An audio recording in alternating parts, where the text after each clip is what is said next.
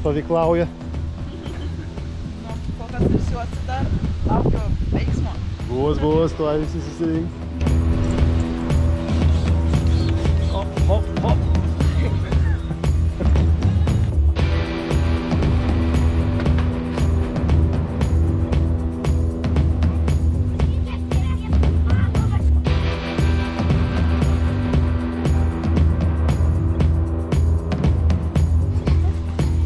Pakėlės atsargiai gali būti kažkas.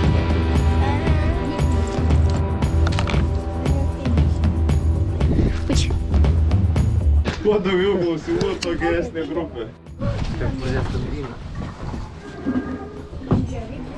Žiūrėk, kokie ginklai geri.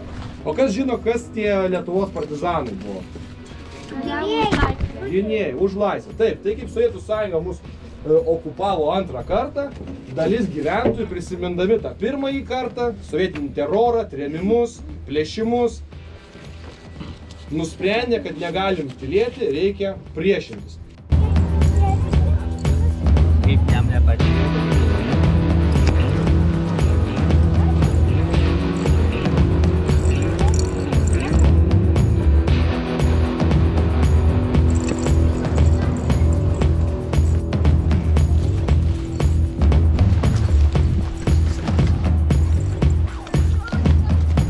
Pakalbėsim būtent apie vieną nutikimą, kuris nutiko vienam tokiam, vienu turbūt žinomiausių partizanų.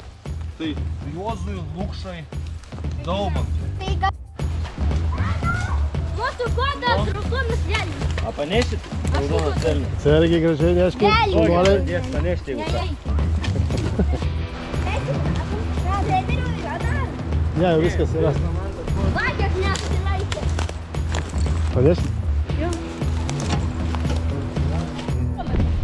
Iš galo lengviau bus. Kai labai taip pasirinkai labai sunku.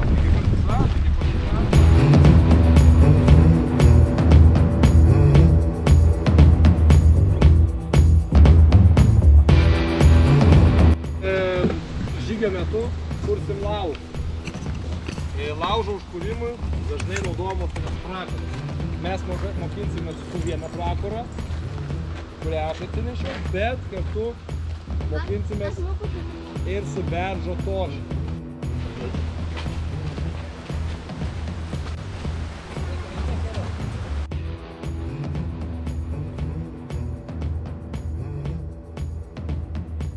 Kad čia, pavyzdžiui, Antanas Torgus, jos vadinas buvo Montė, Kalnietis. Tai tada, jeigu juos atpažįsta, jų šeimą pradeda terorizuoti arba ištrėmė į Sibirą, ne?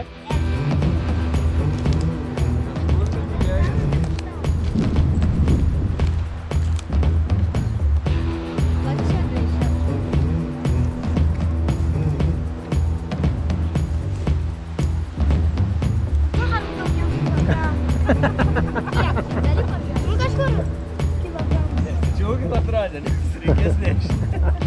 Jas išrišinėti nereikia. Aš radau, va, kitas. Gerai. Palaukit, žiūrim, kas čia.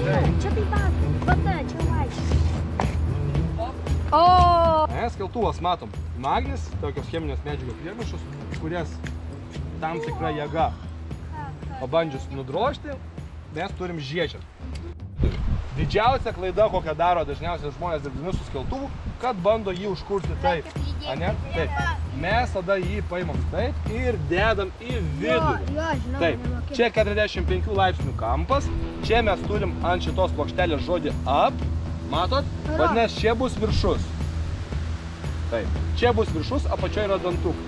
Ir viena iš skeltuvo naudojimo technikų, kada su plokštele mes drožiam skeltuvą ir sustojam čia. Klaida, kada nesustojam, o einam iki pat galo, tuomet čia, kas užsidega, mes užgesinam. Taip, staigiai galą.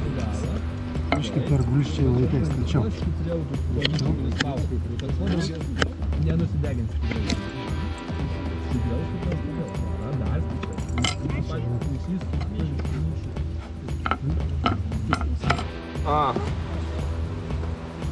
Gerai.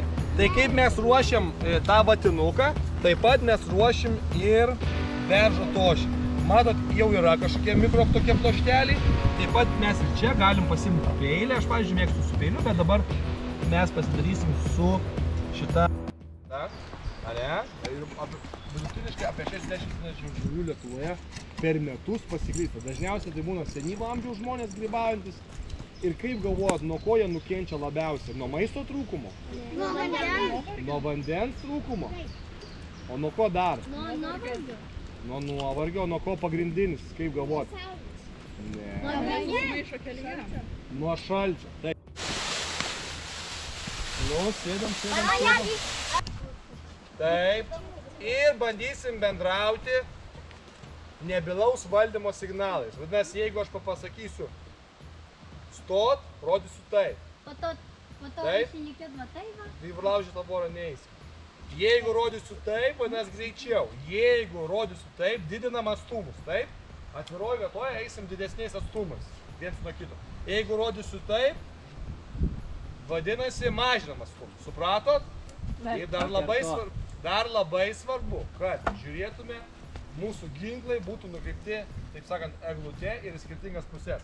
Vadinasi, jeigu aš eidamas žiūriu su ginklu čia į priekį, tai kolega mano turi žiūrėti į kitą pusę. Tu kur žiūrėsi? Taip.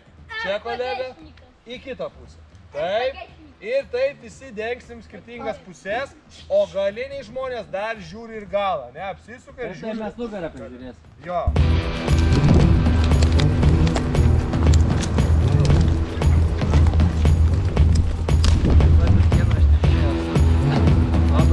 Atramą turėk į lazdą. Jo, bet nepasitikėk lazda irgi 100%.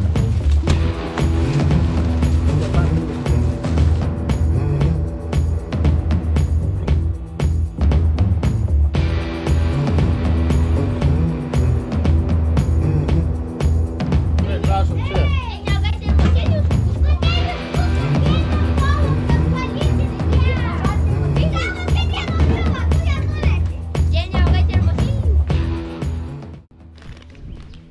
Labas rytas. Labas. Labas rytas visiems. Labas rytas. Nekantraujam mankštos ir pusryčių, ypač sausainių. Pusryčiai. Sausainių bus žyvisėlių, bus košė, su braškių uogienė. Manau.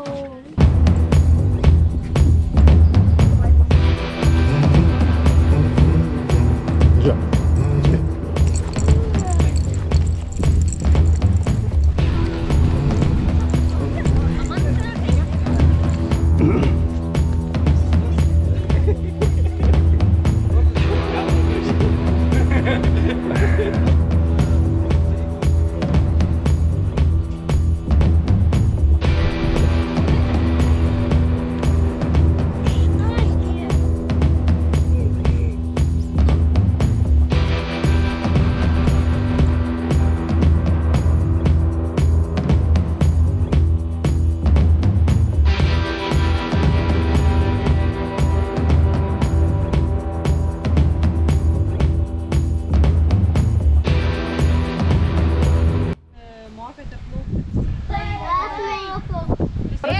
Ja.